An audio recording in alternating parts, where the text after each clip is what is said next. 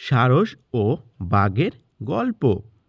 একদা এক বাঘের গলায় এক টুকরো হাড় ফুটেছিল। অনেকদিন ধরে বাঘটি মাংস খেয়ে আসছে, তবে এবারের মতো তার গলায় কখনো হাড় ফোটেনি। দারুণ যন্ত্রণা হচ্ছিল বাঘের। নিজে অনেক চেষ্টা করলো হাড়টাকে বার করবার, কিন্তু কিছুতেই হাড় বার করতে পারল না। তাই বাঘ মনে মনে বলতে লাগলো, আহা, এমন যদি কাউকে পেতাম যে হাড়টা টেনে বের করে দিতে পারে। এমন সময় হঠাৎ সেই পথ দিয়ে এক সারস যাচ্ছিল।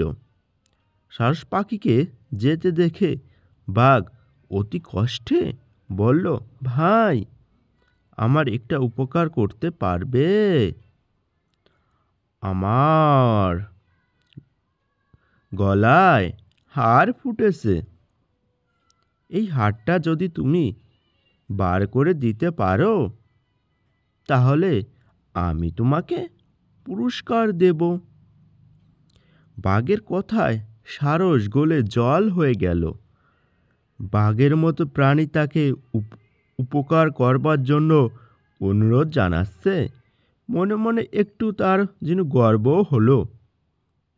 অতএব সারস বাঘের গলার ভিতর নিজের মাথা ঢুকিয়ে দিয়ে ঠোঁট করে অনায়াসে সেই ফুটে থাকা হাড়টা বার করে দিল। বাঘের প্রতিশ্রুতি মতো সে বলল, হাড় তো বের করে দিলাম, এবার আমার পুরস্কার দিন। বাঘ ক্রূর হাসি হেসে বলল, বাঘের মুখের ভিতর থেকে তোর মাথাটা আস্ত বের করে নিতে পেরেছিস, সেটাই তো তোর পুরস্কার রে। এরপরও আবার পুরস্কার চাইছিস?